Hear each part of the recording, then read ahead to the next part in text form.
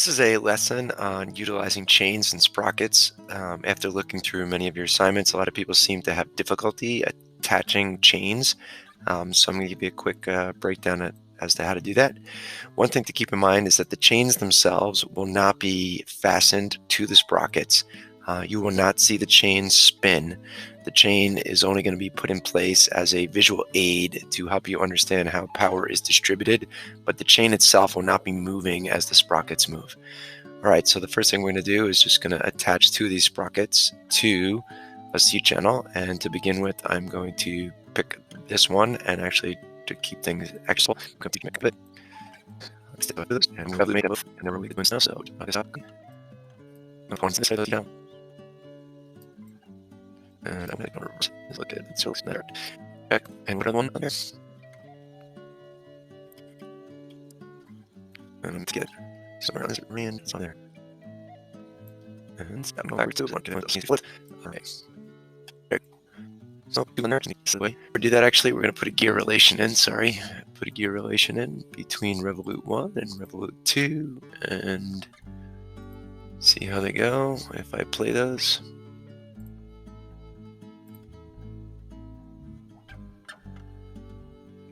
And that's not going to be good because they need to be spinning the same direction. So I think you guys get the reverse direction. Hit the green check and animate again. Remember, just right click that or one control click it. And now if we animate it, they're spinning in the same direction. Some people also said it's spinning slow. Remember, if you change steps from say 300 to like 50, and you hit play, you see things spin a heck of a lot faster. So you can adjust the speed by changing the number of steps it's taking. And now we're going to get a chain that's going to attach to both of these. All right, so down here along the bottom of the change up template, you should see a chain. I've already made other chains like this chain, an upper chain, drive chain, but I usually work off of the copy. And the first thing I'll do is right click it and duplicate it.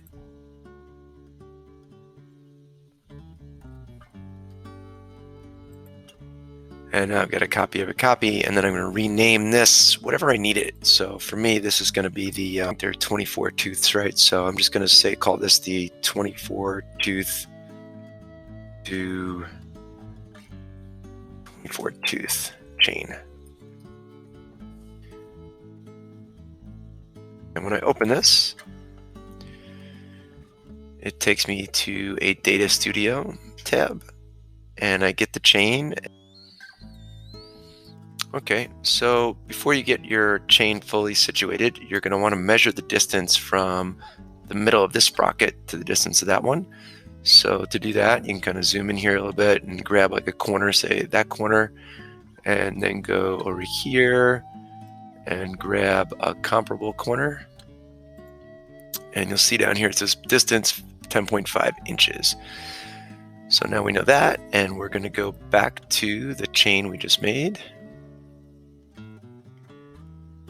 And we're going to change the center to center distance to 10.5 inches.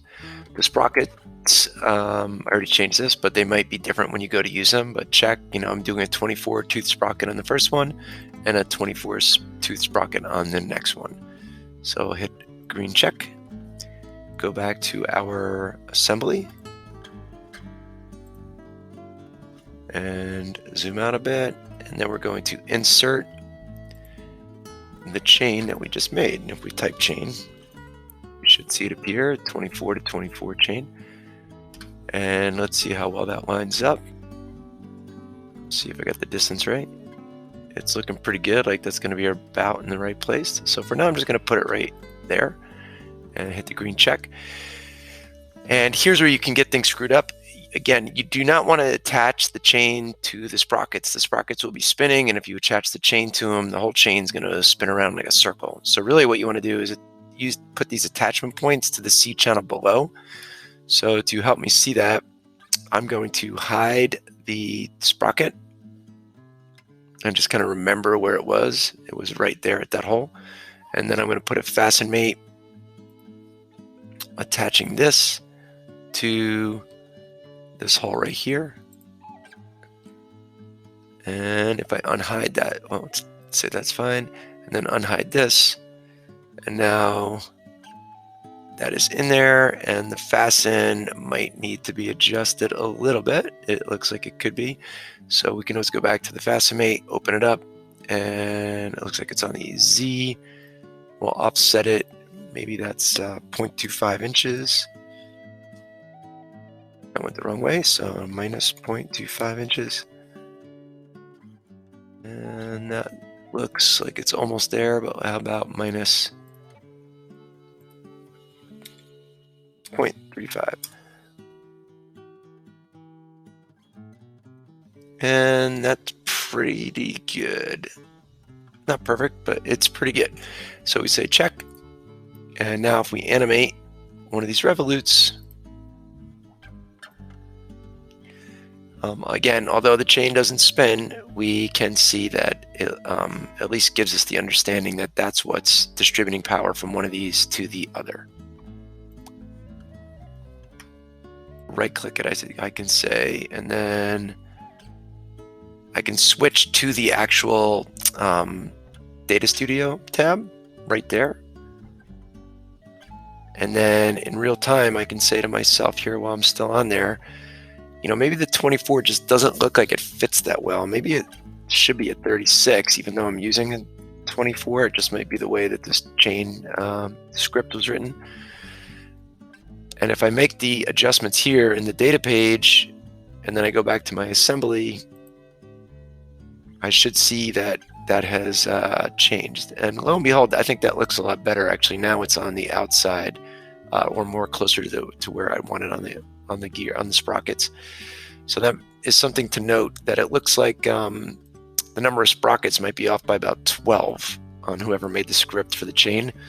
So, but regardless, you can increase it to make it look good. And once again, if we animate one of these, I think that's looking great. That's what we're looking for. Super. Stop.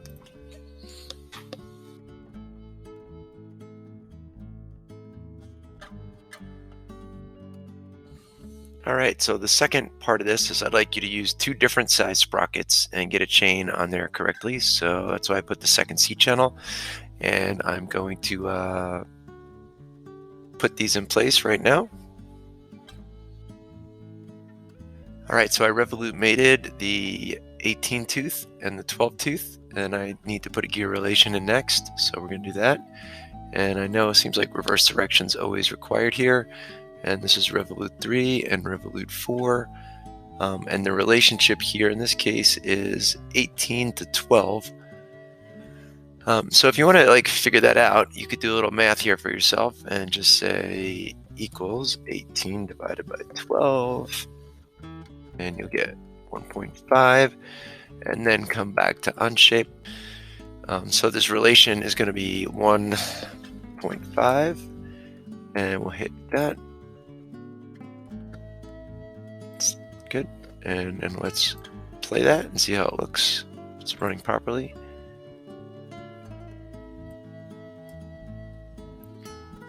Tough to tell, but I think it is. I'm just going to send it in one direction. And if I make it less steps, it might be easier to see this. Now it's a little bit more clear that this one is definitely spinning faster than that one is, and that's looking great. So we'll pause that. And the next step, you guessed it, get the distance between these two. So I'm going to come in here and grab a corner again, and come in here and grab another corner. And it's 11.5 inches this time. And then I'm going to make another copy of this chain copy that I work off of. So we're going to duplicate that. And make sure I can find it, which I think it's right there. Yes, there's 2. And I'm going to rename this one as the 18 tooth to 12 tooth chain.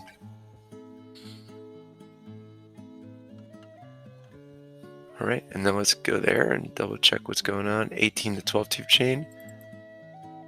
And I think we already changed that to, no, we didn't. We said it was 11.5 inches was the distance. And tooth 1, 12, but it looks like everything's off by 12, we said. So let's try 24, and then 18 and 12 would be to a 30. And see if that gives us something that looks right. Looks about right. We'll go test it out in our assembly and see how that looks. Our assembly 2. I want to double check that that was 11.5 inches. I think it was. There we go. And we'll go to insert. And it's right there. I didn't have to look it up. So 18 to 12. Here it is. Boop. So just put the smaller side there. That's fine. We'll just take the 12 tooth gear and hide it. And it's right on the end. And then we're going to fasten that to that. And it's in the wrong orientation, so we could rotate it around a couple of times. And it's probably not lined up like the last one on the sprocket, so it does need to be offset a bit. Zoom in to see that a little better. It's on the Z, and this time maybe it's 0.2 inches. It doesn't look like much. Looks like about right, and we'll call it looking good on that. And unhide the 12 tooth. And I'm pretty happy with the way that looks. I'm going to animate this one last time to see what everything looks like. And I didn't fix something, you know that problem, so we'll stop that. And we'll fix this in place. Actually, you know what I might do first is, so I can see them rotating a little nicer. If we grab this, we can spin it, say 90 degrees this way. It looks like it got flipped. I could just type 90 in there and make my life easy. And now I'm looking at them, I believe, facing in the same orientation. Well, one's in the front, one's in the back, but that's okay. And maybe to make this even more fun is we're going to stick one more gear relation in there between just something like Revolute 1 and Revolute 3, just so I could see them all spin at the same time. And if I play Revolute 1, I thought we fixed that in place, but apparently we didn't. Or maybe I didn't hit the green check after we did it. So we're going to now right-click this and fix it. And now we're going to play Revolute. It doesn't matter which one, any of them should do it. So let's play that one.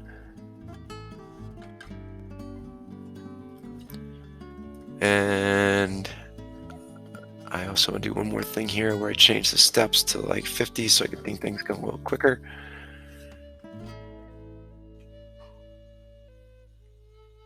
And round they go. So I just put them together like that so we could see everything spinning. And I'd like to see something like this when you are done. So you show me that you've got the 1-to-1 ratio spinning correctly and some other different ratio spinning correctly down here. And I think that's pretty obvious that this is still spinning quicker than this one is. All right, and that's the end of that lesson.